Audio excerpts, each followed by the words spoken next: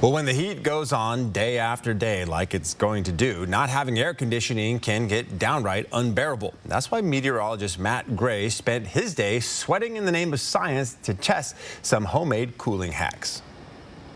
What's the best way to test some DIY air conditioning? Head upstairs to the hottest room in your 100-year-old unair conditioned house. A simple box fan costs under $30 and it makes a big difference, but it doesn't actually cool the room.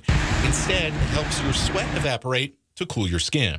But what if we could use it to actually cool the temperature? I tested 3 different methods using items lying around the house. Each one should evaporate water using heat in the room and should cool the air coming out of the fan. Test number 1, a bowl of ice water. I used a handheld thermometer to read the air coming out of the fan and a Galileo thermometer to see if we were cooling the room during our experiments. That ice water was pretty cold.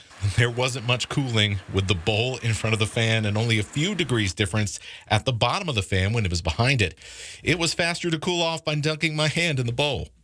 Test 2. I soaked a towel and wrung out the excess, hung it on a drying rack. The towel temperature was down in the low 70s. That said, the air coming through it didn't feel that cool, and our room thermometer didn't budge. Test 3. Take some water bottles, cut off the bottom, poke some holes in them, attach to the back of the fan, and fill it with ice. Well, this was about as effective as the bowl of ice. It just wasn't that impressive. So what are our ultimate results? I'm really sweaty. We didn't cool down the room at all. And we may have altered the temperatures, brought them down just a little bit coming out of the fan. But did we do enough to make a real difference? Not really. So if you've got no AC, don't waste your time.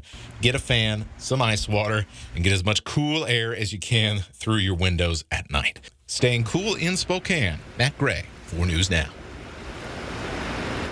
Well, if you like this story, subscribe to the Brainstorm newsletter on KXOY.com every week.